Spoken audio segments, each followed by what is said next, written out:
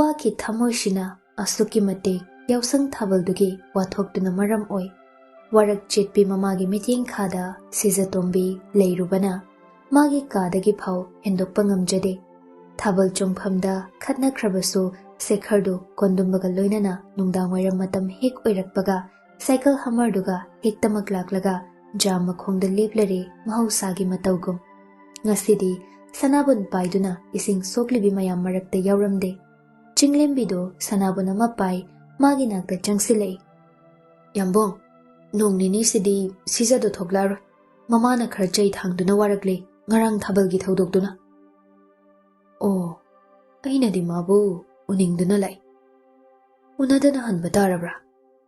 ꯃꯥꯗꯤ ꯊꯣꯛꯂꯛꯄ ꯌꯥꯈꯤꯔꯣꯏꯌꯦ꯫ ꯐꯔꯦ, ꯃꯥꯁꯨ ꯊꯣꯛꯂꯛꯑꯔꯣꯏꯅ ꯍꯥꯏꯔꯕꯅꯤꯅ ꯑꯩꯈꯣꯏ ꯑꯃꯨꯛ ꯍꯟꯈ꯭ꯔꯒꯦ꯫ ꯑꯃꯨꯛꯇ ꯉꯥꯏꯕꯤꯈꯣ꯫ ꯀꯩꯗꯧꯔꯦ? ꯆꯤꯊꯤꯁꯦ ꯑꯝꯇ ꯁꯤꯖꯅ ꯌꯥꯝꯕꯨꯡꯗ ꯄꯤꯌꯨ ꯍꯥꯏꯗꯨꯅ ꯁꯤꯟꯅꯔꯛꯄꯅꯤ, ꯑꯗꯨꯒ ꯂꯩ ꯅꯥꯆꯣꯝꯁꯤꯒ꯫ ꯀꯗꯥꯏ? ꯃꯥꯏꯊꯣꯡ ꯃꯛꯁꯤꯜꯂꯝꯕꯅꯤ ꯁꯦꯈꯔꯗꯣ ꯎꯕ ꯐꯪꯂꯔꯣꯏ ꯈꯜꯂꯨꯕꯗ ꯁꯤꯖꯇꯣꯝꯕꯤꯒꯤ ꯃꯥꯏꯊꯣꯡꯗꯣ, ꯑꯗꯨꯕꯨ ꯆꯤꯊꯤ ꯑꯃꯗꯤ ꯅꯥꯆꯣꯝꯗꯨ ꯎꯔꯨꯕꯗ ꯃꯛꯁꯤꯜꯂꯝꯕ ꯃꯥꯏꯊꯣꯡꯗꯣ ꯈꯪꯉꯥꯟ ꯉꯥꯟꯊꯣꯔꯛꯏ꯫ ꯆꯤꯡꯂꯦꯝꯕꯤꯒꯤ ꯃꯈꯨꯠꯇꯒꯤ ꯇꯥꯞ ꯂꯥꯎꯅ ꯂꯧꯏ ꯆꯤꯊꯤꯗꯣ꯫ ꯆꯤꯡꯂꯦꯝꯕꯤ, ꯑꯗꯨꯗꯤ ꯑꯃꯨꯛ ꯆꯠꯂꯨꯈꯤꯒꯦ꯫ ꯂꯩꯍꯧꯔꯒꯦ ꯌꯥꯝꯕꯨꯡ꯫ ꯍꯔꯥꯎ ꯍꯔꯥꯎꯅ ꯆꯤꯊꯤꯗꯣ ꯌꯥꯎꯁꯪ ꯃꯔꯤꯅꯤ ꯆꯟꯕꯒꯤ ꯅꯨꯃꯤꯗꯥꯡ ꯋꯥꯏꯔꯝꯗꯨꯗ ꯐꯨꯔꯤꯠ ꯈꯥꯎꯗꯨꯗ ꯍꯥꯞ ꯋꯥꯈꯜ ꯅꯨꯡꯉꯥꯏꯕꯒꯤ ꯉꯁꯤꯗꯤ ꯔꯥꯒ ꯑꯃꯗ ꯏꯁꯩ ꯉꯪꯂꯗꯨꯅ ꯀꯣꯟꯗꯨꯝꯕꯅ ꯃꯅꯤꯡꯗ ꯇꯣꯡ ꯌꯥꯝꯅ ꯍꯔꯥꯎ ꯍꯔꯥꯎ ꯂꯥꯛꯏ꯫ ꯏꯁꯩꯗꯨ ꯉꯪꯅ ꯉꯪꯅ ꯑꯅꯤꯗꯨ ꯋꯥꯔꯤ ꯁꯥꯏ꯫ ꯀꯣꯟꯗꯨꯝꯕ, ꯃꯥꯒꯤ ꯆꯤꯊꯤꯁꯦ ꯍꯥꯡꯗꯣꯛꯂꯨꯕꯗ ꯀꯔꯤ ꯀꯔꯤꯗꯤ ꯏꯔꯝꯅꯤ? ꯑꯗꯨꯗꯤ ꯄꯥꯗꯅꯗꯤ ꯈꯪꯉꯔꯣꯏꯕꯣ꯫ ꯑꯁ, ꯑꯩꯗꯤ ꯄꯥꯗꯣꯏꯗꯨꯝ ꯄꯥꯝꯃꯨꯔꯦꯗꯅ꯫ ꯄꯥꯝꯃꯨꯔꯗꯤ ꯃꯥꯅ ꯍꯥꯏꯅꯤꯡꯂꯤꯕꯗꯣ ꯑꯗꯨꯅꯤ ꯑꯗꯥꯅꯤ ꯀꯔꯝꯅ ꯈꯪꯒꯅꯤ? ꯅꯍꯥꯟꯒꯩꯅ ꯆꯤꯊꯤ ꯍꯜꯂꯛꯇꯕꯩ ꯋꯥꯕ, ꯍꯧꯖꯤꯛꯅ ꯆꯤꯊꯤ ꯍꯜꯂꯛꯄꯒꯤ ꯀꯔꯤ ꯍꯥꯏꯗꯣꯏꯅꯣ ꯍꯥꯏꯐꯝ ꯈꯪꯗꯕ꯫ ꯈꯪꯗ꯭ꯔꯦꯗ ꯃꯥꯙꯣ, ꯑꯩ ꯁ꯭ꯋꯥꯏ ꯃꯇꯥꯡꯁꯤꯗ ꯋꯥ ꯑꯝꯇ ꯉꯥꯡꯖꯔꯔꯣꯏꯀꯣ꯫ ꯑꯩ ꯃꯥꯙꯣꯞ ꯅꯠꯇꯦꯀꯣ꯫ ꯍꯣꯏꯗ ꯍꯣꯏꯗ, ꯋꯥꯈꯜ ꯈꯟꯕ ꯏꯕꯨꯡꯉꯣ꯫ ꯋꯥꯔꯤ ꯁꯥꯟꯅ ꯁꯥꯟꯅ ꯑꯅꯤꯗꯨ ꯃꯌꯨꯝ ꯌꯧꯈꯤꯕ ꯈꯪꯍꯧꯗꯦ꯫ ꯃꯣꯟ ꯈꯥꯡꯅꯗꯨꯅ ꯃꯥꯒꯤ ꯀꯥꯗ ꯇꯝꯐꯥꯁꯅꯥꯒꯤ ꯅꯥꯆꯣꯝꯗꯨꯅ ꯃꯣꯟ ꯃꯈꯥꯗ ꯊꯝ ꯆꯤꯊꯤꯗꯨ ꯄꯥꯗꯣꯏꯒꯤ ꯊꯧꯔꯥꯡꯅꯤ꯫ ꯅꯥꯀꯟꯗꯅ ꯆꯧꯀ꯭ꯔꯤ ꯑꯃꯟꯕ ꯑꯃꯗ ꯀꯔꯤ ꯍꯥꯏꯔꯛꯏ ꯇꯥꯒꯗꯕꯒꯤ ꯀꯣꯟꯗꯨꯝꯕꯗꯣ ꯉꯥꯏꯗꯨꯅ ꯂꯩ꯫ ꯉꯁꯤ ꯅꯨꯃꯤꯗꯥꯡꯁꯤꯗꯤ ꯀꯣꯟꯗꯨꯝꯕ ꯁꯦꯈꯔꯒꯤꯗ ꯆꯥꯔꯒ ꯍꯜꯂꯣ ꯍꯥꯏꯗꯨꯅ ꯐꯥꯔꯒ ꯊꯝꯂꯕꯅꯤ꯫ ꯑꯗꯨꯒꯤꯁꯨ ꯃꯊꯛꯇ ꯉꯁꯤꯗꯤ ꯃꯣꯏꯔꯥꯡꯈꯣꯝꯗ ꯂꯤꯂꯥ ꯂꯩ, ꯆꯥꯛ ꯇꯣꯛꯂꯕ ꯃꯇꯨꯡ ꯉꯥꯏꯍꯥꯛꯁꯨ ꯂꯤꯂꯥ ꯌꯦꯡꯂꯨꯕ ꯌꯥꯏ ꯍꯥꯏꯗꯨꯅ ꯆꯥꯛꯆꯥꯃꯥꯡꯗꯨꯗ ꯂꯨꯅ ꯇꯤꯟꯅꯕ ꯃꯔꯨꯞ ꯑꯅꯤꯗꯣ ꯆꯤꯊꯤꯗꯨꯗ ꯎꯪꯂꯤ, ꯃꯤ ꯂꯩꯇꯕ ꯇꯥꯟꯖꯥ ꯌꯦꯡꯂꯗꯨꯅ꯫ ꯆꯤꯊꯤꯗꯨ ꯍꯥꯡꯇꯣꯛꯏ꯫ ꯑꯉꯧꯕ ꯆꯦꯕꯥꯡꯗꯨꯗ ꯏꯔꯤꯕ ꯃꯌꯦꯛꯁꯤꯡꯗꯨ ꯁꯤꯖꯇꯣꯝꯕꯤꯅ ꯑꯍꯤꯡꯕ ꯃꯨꯔꯇꯤ ꯑꯣꯏꯅ ꯆꯣꯡꯊꯣꯔꯛꯂꯒ ꯃꯁꯥꯅ ꯏꯖꯕ ꯃꯁꯥꯅ ꯃꯔꯣꯝꯗꯣꯝ ꯄꯥꯖꯔꯛꯏ꯫ ꯆꯤꯊꯤꯒꯤ ꯋꯥꯔꯣꯜ꯫ ꯌꯥꯝꯕꯣꯡ, ꯏꯉꯥꯎ ꯉꯥꯎꯅ ꯂꯩꯖꯔꯝꯕꯤ ꯑꯩꯅꯤ, ꯑꯗꯨꯕꯨ ꯅꯪꯒꯤ ꯅꯑꯣꯡ ꯅꯇꯧꯅ ꯑꯩꯕꯨ ꯋꯥꯈꯜ ꯈꯜꯍꯟꯕ ꯍꯧꯍꯟꯕꯤꯈꯤꯕꯅꯤ꯫ ꯁꯨꯝ ꯈꯜꯂꯝꯕ ꯋꯥꯈꯜꯅ ꯑꯃꯨꯛ ꯄꯨꯛꯅꯤꯡꯗ ꯊꯃꯣꯏꯗ ꯀꯥꯏꯍꯧꯕꯤꯈꯤ꯫ ꯑꯩ ꯊꯣꯏꯅ ꯈꯟꯈꯤꯗꯦ꯫ ꯑꯗꯨꯛ ꯏꯪꯈꯠꯂꯛꯄ ꯆꯧꯕꯣꯟꯒꯤ ꯃꯇꯝ ꯑꯣꯏꯗꯨꯅ ꯇꯧꯔꯤꯕꯅꯤ꯫ ꯔꯤꯇꯨ ꯄꯨꯝꯅꯃꯛꯇꯒꯤ ꯑꯊꯣꯏꯕꯅꯤ ꯍꯥꯏꯅꯔꯤꯕ, ꯔꯤꯇꯨ ꯔꯥꯖ ꯕꯁꯟꯇꯅꯤ ꯍꯥꯏꯅꯔꯤꯕ ꯃꯇꯝꯁꯤꯗ ꯌꯥꯎꯁꯪ ꯍꯧꯒꯗꯕ ꯅꯣꯡꯃ ꯋꯥꯠꯂꯤꯉꯩ ꯅꯨꯃꯤꯗꯥꯡ ꯋꯥꯏꯔꯝ ꯑꯃꯗ ꯊꯃꯣꯏꯁꯤꯅ ꯌꯥꯝꯕꯨꯡꯒꯤ ꯅꯨꯡꯁꯤ ꯂꯝꯕꯤꯗ ꯈꯨꯗꯤ ꯊꯤꯔꯨꯔꯤ꯫ ꯅꯪꯒꯤ ꯋꯥꯍꯪꯗ ꯄꯥꯎꯈꯨꯝ ꯄꯤꯅꯤꯡꯕ ꯐꯥꯎꯔꯛꯂꯤ꯫ ꯇꯠꯇꯅ ꯍꯪꯕ ꯅꯪꯒꯤ ꯋꯥꯍꯪꯒꯤ ꯄꯥꯎꯈꯨꯝ ꯄꯤꯒꯦ ꯈꯜꯂꯤ꯫ ꯑꯩ ꯅꯪꯕꯨ ꯊꯃꯣꯏ ꯁꯦꯡꯅ ꯅꯨꯡꯁꯤ ꯌꯥꯝꯕꯨꯡ꯫ ꯅꯍꯥꯛ ꯌꯥꯎꯗ꯭ꯔꯕꯗꯤ ꯑꯩꯒꯤ ꯄꯨꯟꯁꯤꯁꯦ ꯃꯔꯨꯚꯨꯃꯤ ꯑꯣꯏꯗꯨꯅ ꯃꯥꯡꯈꯤꯕ ꯌꯥꯏ꯫ ꯈꯪꯗꯦ, ꯑꯩꯒꯤꯗꯤ ꯂꯩꯖꯕ ꯄꯨꯝꯕ ꯌꯥꯝꯕꯨꯡꯒꯤ ꯅꯐꯝꯗ ꯀꯠꯆꯔꯕꯅꯤ꯫ ꯄꯨꯟꯁꯤꯒꯤ ꯑꯔꯣꯏꯕ ꯃꯤꯀꯨꯞꯇꯨ ꯐꯥꯎꯕ ꯅꯔꯨꯝ ꯊꯨꯞꯅ ꯍꯤꯡꯍꯟꯕꯤꯌꯨ꯫ ꯌꯥꯝꯕꯨꯡ, ꯑꯩꯒꯤ ꯅꯥꯆꯣꯝꯗꯤ ꯌꯥꯝꯕꯨꯡ ꯈꯛꯇꯒꯤꯅꯤ꯫ ꯅꯐꯝꯗ ꯉꯁꯤ ꯑꯩꯅ ꯁꯤꯟꯅꯖꯈꯤꯕ ꯅꯥꯆꯣꯝ ꯂꯩꯔꯥꯡꯗꯣ ꯅꯨꯡꯁꯤꯕꯒꯤ ꯑꯍꯥꯟꯕ ꯈꯨꯗꯣꯜꯅꯤ ꯍꯥꯏꯅ ꯈꯟꯕꯤꯌꯨ꯫ ꯑꯃꯨꯛꯁꯨ ꯅꯨꯡꯁꯤꯕꯒꯤ ꯂꯩꯅꯝꯅ ꯆꯨꯔꯕ ꯅꯨꯡꯁꯤ ꯅꯥꯆꯣꯝꯗꯣ ꯊꯃꯣꯏꯗ ꯂꯤꯗꯨꯅ ꯊꯝꯕꯤꯌꯨꯀꯣ꯫ ꯄꯥꯎꯈꯨꯝ ꯄꯤꯅꯕ ꯍꯣꯠꯅꯕꯗ ꯋꯥꯖꯔꯕꯤ ꯊꯃꯣꯏ ꯑꯃ, ꯅꯍꯥꯛꯀꯤ ꯁꯤꯖꯇꯣꯝꯕꯤ, ꯁꯒꯣꯜꯕꯟ ꯃꯣꯏꯔꯥꯡ ꯂꯩꯔꯛ꯫ ꯆꯤꯊꯤꯒꯤ ꯈꯣꯏꯊꯣꯝꯂꯕ ꯋꯥꯍꯩꯁꯤꯡꯗꯨ ꯄꯥꯕꯗ ꯄꯨꯛꯅꯤꯡ ꯐꯥꯊꯕ ꯉꯝꯗ꯭ꯔꯦ꯫ ꯃꯆꯤꯟꯅ ꯊꯣꯛꯅ ꯅꯨꯡꯁꯤ ꯍꯥꯏꯔꯛꯇ꯭ꯔꯕꯁꯨ ꯆꯤꯊꯤꯒꯤ ꯋꯥꯔꯣꯜꯁꯤꯅ ꯅꯨꯡꯁꯤ ꯄꯥꯝꯃꯤ ꯍꯥꯏꯗꯨꯅ ꯃꯌꯦꯛ ꯁꯦꯡꯅ ꯇꯥꯛꯂꯤ꯫ ꯁꯤꯃꯨꯛ ꯉꯁꯤꯒꯤ ꯅꯨꯡꯉꯥꯏꯕ ꯃꯐꯝ ꯀꯩꯗꯁꯨ ꯂꯩꯔꯝꯗꯣꯏ ꯃꯥꯟꯗꯦ꯫ ꯈ꯭ꯋꯥꯏꯗꯒꯤ ꯊꯥꯖꯗꯕ ꯃꯤꯀꯨꯞ, ꯍꯔꯥꯎꯕ ꯅꯨꯡꯉꯥꯏꯕ ꯑꯅꯤꯅ ꯃꯆꯨ ꯁꯪꯂꯕ ꯃꯤꯀꯨꯞ ꯈꯥꯝꯗꯨꯅ ꯊꯝꯅꯤꯡꯉꯤ ꯃꯆꯤ ꯂꯦꯡꯍꯟꯗꯅ꯫ Matam kawi lairembi mabu punsinduna thamningi. Ngasigi mikupsi maitana wakhaidri phawadi mahak kawba ngamlaroi. Matam kayadagi wana ngaijarakpado ngasidi satlauna mangphawnaраklabada magi chithigi warolsingdu tabada nakanda famliba kondumbana amukke hena nungaiba phawi. Marupna wana matam changna numit khudingi leiko sangjaba samban khajaba ngasidi thamoigi lairang satkaiduna nungshi lenam phawdi yelene ha. Nungshi lenam di yele panthung phangdribanina amukke hena waida madudi matamna purakadaba ngaktani ngaingamdaba dawno. Aina khwaidagi kibase matam haiba mahaktuni hojik no khalliba ibu amuk kaphanbirabadi kamdam thok onthora adi aidi wana lelhawgani hanagi phibamda hanjilaktuna yarise yamna su khanjilunu damaro laibakna tamba amadi soidana lerumgani kaidoge. Kondumbagi wada taraba matung bukjeldu kharasu chawthoi nungsi bawkhum tadrasu waba tarasu adumak awaba phawba angakpani nungshiba kauba magi magun otpa amadi adumak yauri.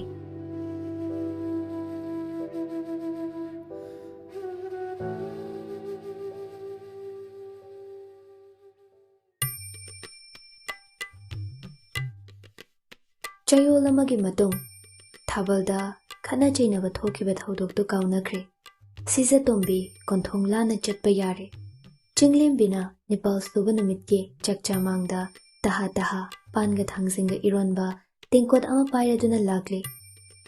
Kari henjangno nangna pura idubo ho nangna yam pamjaba panga thangsinga irombadune ensang mathaga lairise noi ma leitro leibane maning ingkholda napi phairamgani noi imagi isause handak marak yam tallabane ai nahan sune ai bu thina chaire senu sabana kana roi pau puthok pusin tawba mishu chai jani nangsu yawi hai ai khoi shijagi wahauda kit hekta nam ai shune adum khumambani ai yaude na as ai khoi ma se mata amada nateda bindu ni mana sarise bindu ga lairise amadugi pau kari tage taning bana langtak nari mi aibo o langtak na ba phanaba ai khoi sanai be magi pau purakli hairo taragi li romi nangbo nangi chithi parubada thamoi do yadra male marin chatle hai nangi nungsibana aka kum sanaduna asida sunati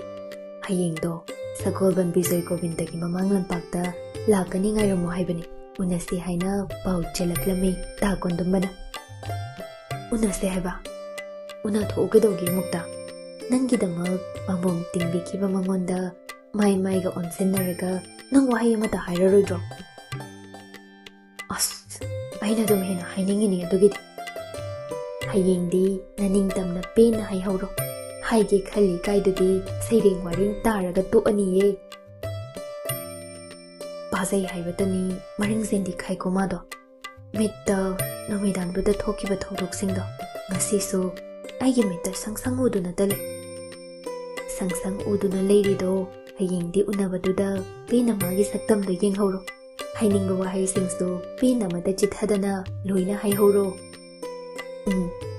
hayengdi maga unaba chatlamdai sangrai managi chingido amta luraga chatki amuba samlangsina magi thamoido namlanbi kanada pikhidanaba punsinduna thamgi amaktadi is ngamba wayam ngangi ko hujikandi ibema nungshiba mabu aitagi oiningi adugini yarese chakto chatho adugane chinghi maya thiru silao hoine aduna pharani Anidu sum wari sanarambadagi amasu mayumda hankre chak charaba matung ayuki kupnom loshilaba matung luna tinabi mamanabi anido yenda yamapai chinghi mayal thiba thoklei leirak khulak satna sangrai amadi atop chingi phutpada hapkadaba mayan singdu phangnaba loina thire harau mayum hek yobaga siza chingi phutnaba chaphu amada chingi phutle awanglom thangba makhoigi sangoi machaduda hayengdi nungshiba unaba chatlamdai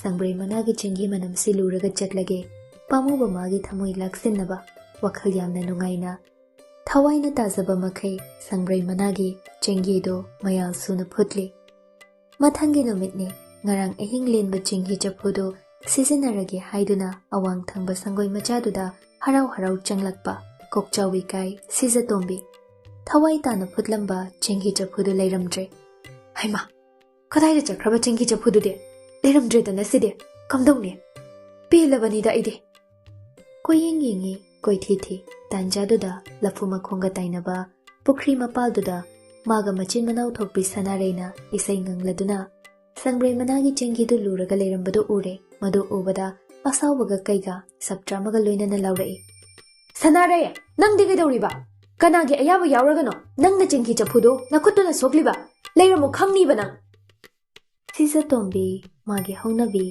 सावबगा मागी मचिंग अरंगबिदु फुदुरे चही 15 हाइरक्लिबी सनारेदो ngасidi मचे सिजगी खुत्ता पोपतारे खन चेंगी संबान लांगंबगा तोकले थवाई हिंगनबा येनबीना संबन कालगा चोंबगुम fun लाउना संबंदु कालगा मनिंगी लफुरित मखोंग अदोमदा चेनखी ngai khuo karigi chili chengi huralaga lubi nasamdu khudange laga phoige laoba chin kibaduda makhut pena phuba phanghodabagi laphu makhongduda taba leitum singdu khon sanarei tamna langi adu kyamna langba leitum singdugi marakta amadi palo haiduna tam khraboi yanglenduda pale sanarei gi shuktok laga kapli kapli laure khangni bai je sisa tombi imada haidoki ba chengi japu huralaga lubagi leitum na tharapane na hayuni lamket pia हाइरोय अदुदि कइदोबै हाइजरुने इचेना फुरई कोक हाइजिनगे चिनफेंग फबी सनारै दो कपली कपली मयुम योंगनबा चिनचत चतख्रे मीगी मनिंग मया फाउदुना सुक्तोकलगा तंखाइ चलबा चेंगी चफुदुदा ममित अनिदु येंगदना ले थवाई ताना लुजगे खनबा चेंगीदुना तंखाइ चलमलबदा वाखल नुंगाइता लेमहौरिबा खरदुना चेंगी संबान लांगी अचंबा चेंगी नत्तबनीना संग्रई मनागी मनमदुना समलांगदुदा चूख्रे मागी मया मनम चेले खंगलबदा सावरंबगी चांगदो खरदे हंथरे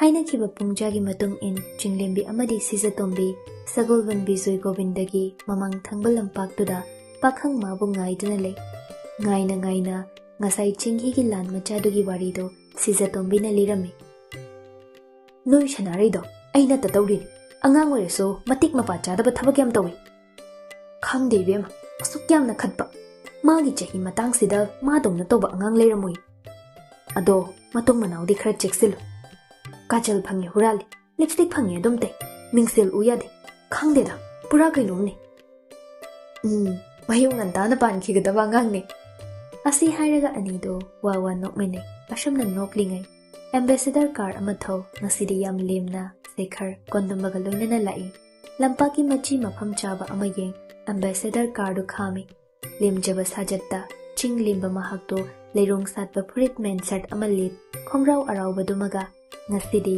नहनखै चिंग लिंबदगी अमुक्का हेना लिंबदौना तौइ गाड़ीदुदगी कुमथरकपा उबदा मिहुलदो दंगदंग चोंगबा हौरकले सिजतोंबी नहान मखै उखिबना सक्तम अमा ngasi urisina amuk inau noba shaklonama ngasi uriba saktam shina ina phaja thokpoi ningi kondomba madi sekhar makhoi anina leiriba mapadu tamna changlei wa khangbi ingit irang khangbi chinglembini ta kondom asai phabuda chatmina ruse ising khoirang bane yad kainomta anakpa dukan dagi thakpa yaba kainom leimina ruse lipsip oina hek leirurase aishoram khorangba phawribani ngasi kalen nungsa se nan khai sawa changdagi ngasi ne ihen hen badong tawine asumna anido lampak maya da leirambadagi thangapat leiba adomda chetke lampak machi amada nachom chinbin ningolga ikai thigan ba pakhanga liptana lehowi wahai amata haina de ngai hakte waton lom khibada nongchup thangba atiyada khongchet amada chetliba korau hanba magi masik mangada anidu tumin lepi माना हौदोरक्सनो अइनदे हौदोक्लरोय हाइबगी मतागुम चिनबान गा इना काउना सानरे नुंगथल सिटपा नुंगशितना हुंबदा निंगोल मागी संग्रई मनागी चिंगी मनम सेखरगी नातोन सुमांगदुदा ओइनदुना सानररे निंगोल मागी समलांगदुगी संग्रई मनागी चिंगी मनमदुना तुमिन लेबा यारक्त्रदुना संग्रई मनागी चिंगी मनम सिरे वाह Ikai iki hundoklam nokpet tawna khumdadi khumhaurage ngasaidagi aishu tumin leibada warabani. Chinbal mathak makha anishi wahai amatta oirasu hainingbagi liching ama adum leirabani haibagi matagum. Ikhutna lonba sangbrai managi chenghini machal suna tillaba.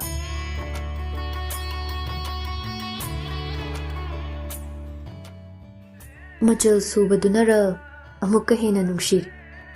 Amuba samlangda nahaki itilliba sangbrai manamna churaba amuba samlangdo. Aihagtagi oijagi. Lemlei ngana isingda wangangi tawbada laija isingna panbagum. Aduk khumgadabagi ngaiduna leiramba Sizatombi pakhang magi wahai tabada ikaiduna nonthai maithongdo khangangang sinki. Ikai khang kang kotli. Siza, tabro. Kari haige. Nangbo ahanba uba magtada aidi thamoy piki. Gobindagi Sandhya Arti khuding nangtaga thungnajage haiduna Govinda magi mafamdagi nangtabu nijari. Yambo asingbani Siza. Nang leirambagi aigi taibang panamu iba ngamlibani. Nang yaudrabadi aigi taibang panse soidana kaikini.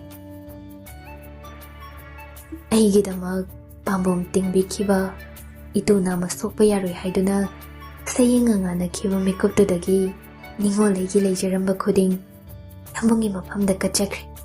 Simbiba mapu mana khangsano. Thamoy she pele he Siza. Nangi ashigumba chinbal thongi wahaise punsi chupagi adum tahanduna layuko. Yambong numit tha thawan mi jaki khongchatna kaidri phawba aigi hofam loifam animak yambongi nakada oizage.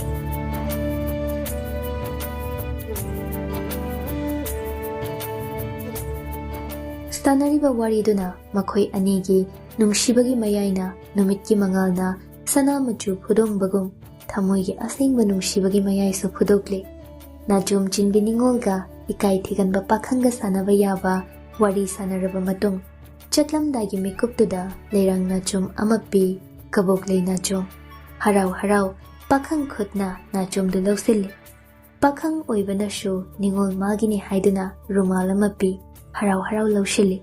Anido pukmen paumin naramlaga ambassador cardu thau Sekhardi kondumbaga hankre. Luna tinabi mamanabi anidushu mayum halakle. Numidang chak toklaba matung sitharaba thabal mangalda langchak chaklaga nungai ipom marang hau nungshibari sari. Chinglembia. Kaidaurage Siza. Rumal lawbase thongnai thongnade yamna haine. Jajat. Ayam pakale. Thongna roidaba leiradi rumal se handokhrasira. Hera taningde ko yamna paktaba tawrakanu. Rumal lawraga kanana kainai hairiba. Mawa lawba yaba nate. Thamoido shengo rumal pigera piroira. Thamoibu sengnaraba mitna leikai koidraba adum thongnare. Andusu chumine. Andubu rumal segi maralbu karino.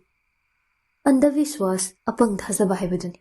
Madugumba wakhalondo chilingkai amambagi irolda adum luptuna leiba tabani. Ado Chinglembia aina khaliba. Kari khalino haise. Aiso mankhoma maturaga pisira yambungya.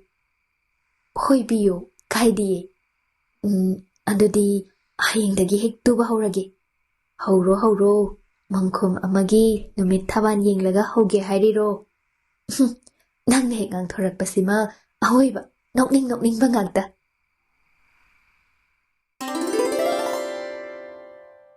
Mama Sizatombina liba wari loirakpada mamit tupina pungthum sut. Kaidore tamphashna. Imagi wari do tabada nachagi thamoi nokthoreni. Wari yam leida nongma libada loiru. Matang chaba mada ima amuk libige. Chamna phase. Imana leisaringai matamdo. Lauthop laukoi leitaba amakpa yaudaba ningsingbagi thonghatlaba warido. Najana yam kalak charure. Matamdugi nungsibana samas ama leiri chatna kanglon ama leiri.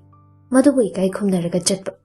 Hojikangina imung manung mama mapana mitnaba thabak ka hena maka phongba. Chumi, imana hairido. Privacy haido, hojikti leitre. 5G gi matam sidadi nungsibasu showroom dawna show off tawnar. Aduga muksu ego glass. Adu wada khangdese. Nangonda Hussein khonglamliba nupa macha se rasile. Yengbada ina kaira khunba imungi macha masu sumaline. Magi se mawung amani. Nakhoi ani se wari ma leibadi maliko.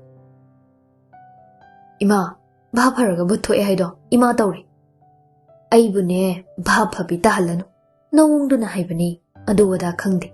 Nang chahi angang natrabani. Mibu pharadi chahi nawraso imagidi bera leite. Nasa na yanarabadi aigidi adum ichagi apamba lambida chatpa yare. Ima, nakong idare. Mari makhong sanadaba wa mayamdo. Amta ngangba lipuba. Ngaiko. Ikaw kawi. Nani ibi thoila ambani. College lecture gi wado hodok lambani. Nangi arepa mahairao. Yaroi ngamoy haiba paukhumdi taba pamde hairami. Ai shune kari haigadabano khangdraduna karimta hek haikidre. Akhoi nese. Thau yam leite. Thau leitana thau yam thi. Aidi ngamoyko nuin selido chatnaba yaroi. Chopchani haisini. Hawaizar yonbina sune nupa ama semlei.